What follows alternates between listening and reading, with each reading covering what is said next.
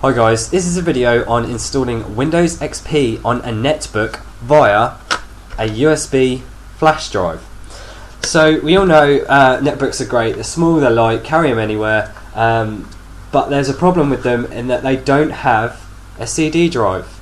Now this poses a problem if you want to change operating systems, and you basically have to make use of a USB drive. Now you'll notice in my last video I do an unboxing of this laptop. It's an Acer Aspire 1 A110, the 8GB SSD version. Now this came with Linux, but as you can see I've actually got XP running on this.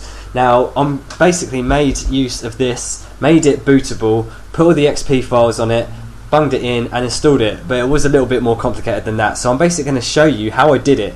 Now this is a Kingston Data Traveller 1GB. It was the cheapest I can find in a shop in town, went and got it. I do have some other ones but they weren't booting properly. I had a feeling it's because of the security partitions or something like that that was stopping them from booting, but this one's fine, cost me £6, and I'll basically be showing how I prepped this, and I'll show you the install as well on this and what steps to avoid and what to consider. So if you have one of these, an A110 or even I think an A150 will do it as well if it came with Linux, because the A150 does come with Linux, and also I know Acer's EPCs. Now other laptops or possibly the Acer's EPC, it will vary, so don't expect this to be a one for all video. This is just showing you how to create the XP install disk. Again, all the USB disks can vary as well, so take this with a pinch of salt. If there's any problems, leave a comment and hopefully we can get some guides together as well. They're available on the web, but I haven't seen many videos, so I thought I'd make one. So I'm now going to switch to the screencast of how to make this an XP install. I'm reinstalling XP on this because I'm actually going to be using an enlightened version, which is basically a slimmed down version of Windows XP, just to make it run a little bit faster. So I'm now going to switch to the screencast, so you'll see exactly what I see on my screen and how I'm getting this installed, and after that we'll go straight to the laptop and show you what it's like when it boots up. Okay, so let's get going. Okay guys, simply head over to bootland.net. I'll provide the link in the description and you'll find there's free download locations to get this file, USB multiboot 10.zip. Simply click one of these, you're guaranteed to get the file. Download it to your desktop and extract it. And you can see here you'll get a bunch of folders and a bunch of files. Now we're just going to start USB multiboot 10.cmd, so just double click that. I'm going to click run, and it gives you some information on the program. So I'm going to press any key and it's saying format USB drive with FAT1TFS. FAT32 is very slow for install of XP, and it gives you some options. Now I'm actually going to format my drive to make it bootable and all that stuff. Now as you can see here I've got Kingston and it's drive I, so that's just to note that. Remember, it's my Kingston Data Traveller.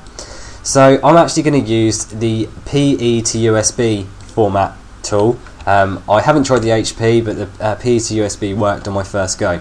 So you can see it says USB removable, it's chosen the drive I, enable disk format, I've called it Kingston, and it's got quick format. This may not be enabled for you, I enabled it because it's quicker obviously, and enable LBA is ticked as well. So I'm just going to click start, continue, yes, you're about to repartition and format disk, yes. So that's now going to format and it's done. Simple as that. Okay, so once that's closed, you'll see that this comes up with a different menu. Select XP setup source and USB drive target, then 3 equals make multi-boot USB drive. Okay, so give XP setup source path. So I'm going to say 1 as my choice in here, and it says browse for folder. Now it was at drive K because I was installing it straight from the disk, but now I'm going to actually select my enlightened folder. So for you, you would probably have to go down to the CD drive that you've got XP in, and you'll see that it will just select it. Now I'm looking for, at the moment, I'm looking for desktop, there we go. And enlightened is what I've called it, because the i386 folder has to be in it. Now I'm just going to move the mouse away. I'm going to scroll up a little bit because it's actually showing my product key. So what it actually shows here, it says unattended install, and then it asks you, and it gives you information on what you can fill in, and I'm going to say yes, I want it to be unattended. So I click yes, and it's now asking for the full name. So I've already filled all this stuff in, so I'm just going to move this away so you guys can't see the product key again, but it's just giving, there we go, it's just giving all the information. And once that's done, again it comes back and it says that's all ready to go. So okay, that, sorry you couldn't really see that, but again I was trying to hide the product key so you guys don't end up copying it. Okay, so next thing to do is 2, give USB drive target. So I click 2, or press 2 even, and then it says browse for folder. Kingston is where I'm going. Click OK, and that's pretty much it. You've specified the source where it's coming from. Mine's Enlighted, but yours will be the DVD or CD drive that you put in, and then you've given it a target. So the next thing to do is make the multi-boot drive. So this is basically going to do everything. So if I just click 3, it's going to say NTLDR boot sector not detected on USB drive. Do you want to make it bootable? So I'm going to say yes. I want to make my drive bootable, and you can see that it's now started copying a bunch of files. Now, depending on how fast your computer is, and how fast your stick is, it will take some time. So it's saying copy XP source to USB drive, about 15 minutes. Yes, that's what I want to do. I want to copy all the source files, and I want it to start installing it all as soon as I go to do it. So I'm actually going to pause the video now, because that is basically all that you have to do to install make it bootable and pretty much put it in. I'll just show you what it does once it's finished copying, but after that we'll head straight to the laptop and boot her up. So we'll see you in a bit. Okay guys, so the install looks like it's now finished. It's just asked me to finish change migrate.inf. File copy to USB drive is ready. Okay, success. Make USB stick in XP setup to be preferred boot drive U. Now I just said yes for this. I think this just changes the boot drive in the setup to avoid it coming to C or something like that. So I'm just going to select yes. But other than that, that's pretty much it. It gives you some more information if you need it, but that's about it in terms of copying stuff to the drive. It's pretty much ready. So I'm now going to stop the screen record, head back to the webcam, and we'll plug her in. So see you in a bit. Okay guys, I've got the data traveler in the laptop at the moment. I haven't turned it on so you can see exactly what happens.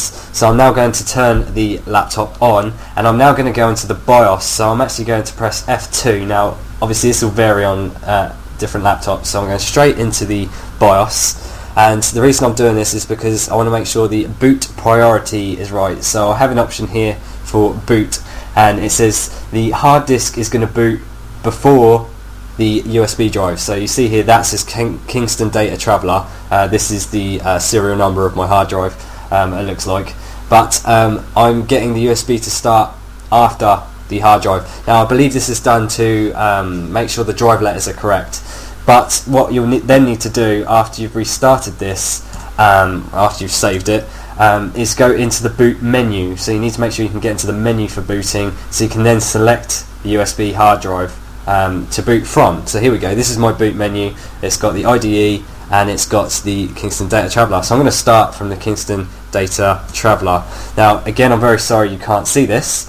So it says here, right at the top, please select an operating system to start. And I've got choices. I've got 1, begin text mode setup, Windows XP, never unplug USB drive until logon. 2 and 3, continue with GUI mode setup XP and start XP from HD1, continue GUI setup and start XP from HD2. Use it for installing. Yeah, there's loads of options here. I won't go into it, but you basically need to choose the top one. Begin the text mode setup for Windows XP, never unplug the USB drive until logon. So I'm going to press enter. So obviously take note of that, that you do not take out your USB drive. It's important. Okay, so now we are in the Windows setup. Now it's going to be slightly different because I'm installing this back onto my Windows XP system, but this previously had Linux. So once you get to the partition choosing screen, so you can see it says set up a start in Windows. It's saying welcome to Windows, do you want to set it up? I'm going to say yes, press enter. It's examining my disk, searching for previous versions. I'm not sure if it asked me for a repair. Yes, so I'm going to say don't repair. And here is my options for my disks. Now the drive D at the moment is partition 1 and it's the Kingston one. That's my USB one. and I've also got C, which is my hard drive. Now, if you're doing this for the first time and installing Linux on this, chances are your Kingston drive will be C. Now, it's important that you get the hard drive on your computer to be C, otherwise you'll render it useless. It won't boot. You need it to be drive C. Now, this is why I thought the boot priority is quite important in this case, because when I first did this, the C drive was my USB drive, so you need to make sure it's done. Now, if you have the Linux Acer Aspire 1, it will have 2 partitions at the top. All you have to do is simply delete both of those, create another one, reboot, then go into this text setup again, and then you'll find that you'll have your partition here. This partition 1 is Kingston at drive D, and then you'll find your C here. So all I'm going to do, as I've already got Windows XP on this, I'm just going to delete the partition, click enter, and then L. So that's what would happen if you deleted a partition. So now it's unpartitioned space. I'm going to say create a partition, give it the maximum available space, and then I'm going to press enter to install to it. Now, for mine specifically, the Acer Aspire 1, apparently the FAT32 file system is a lot faster than the NTFS when installing XP. So I'm just going to say format it to format it to FAT, and then it says it will format it with a FAT32, which is absolutely fine. So to continue a format, press enter. Okay, so what you'll pretty much see after this is a normal XP installation. If you've done it before, then this should be familiar to you. This is basically formatting it, so it's wiping the disk, and then it's going to copy, as you can see now, it's going to copy all the stuff from my USB drive onto the SSD. So you can see it's now copying. Now, this copying may be fairly slow.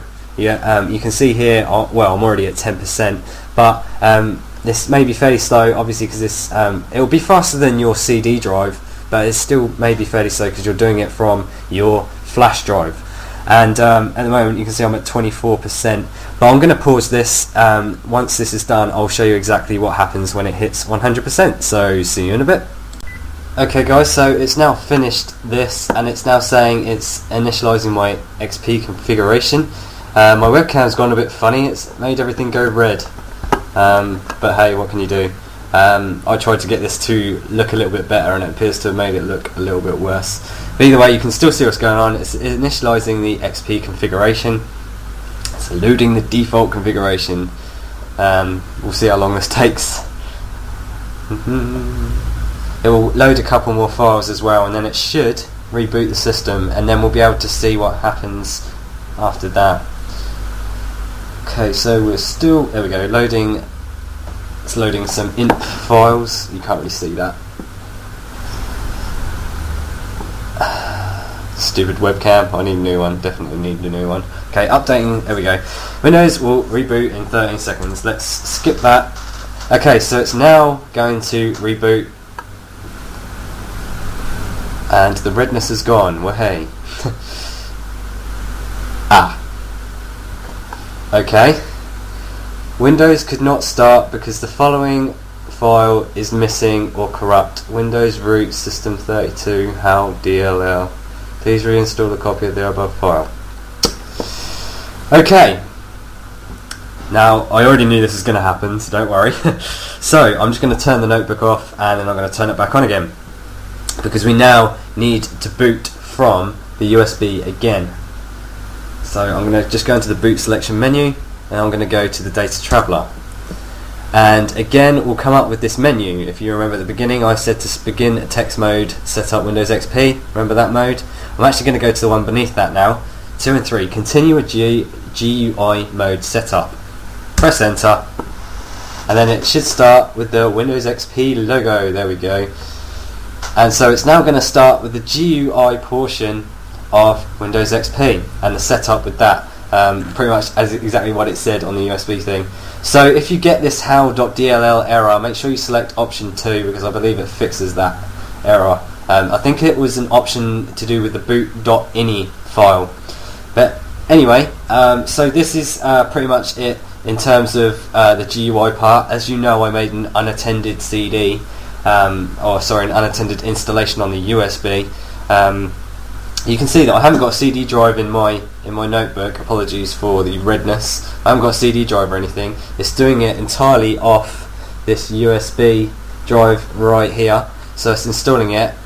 This is going to take quite a long time because I've got both a slow SSD and a slow USB drive. So I'm now going to pause the video, and you'll see this once this area or this install, once it's done finalising installation there, I will come back. Okay, thanks. Okay guys, so this now looks like it's finishing up. Again, I'm sorry for the whole webcam thing. This took, well, on this netbook it took around about 40 minutes to do. It's now removing those temporary files. Just wave to you in the meantime to keep you busy. Hello! Anyway, so this should now reboot eventually. I think it's just because it's copying a bunch of stuff from the slow writing or slow reading flash drive onto the slow writing SSD. I'm aiming to put an SD card or some memory cards in it. Are we going to get anywhere? Are we going to reboot? It's weird though because it's a 1.6 gigahertz Intel Atom processor, 512 of RAM, yet it took so long to install Windows XP. I think it is just that SSD that lets it down. Anyway, so are we actually going to see it start up? There we go. It's now starting up, and oh, here we go again.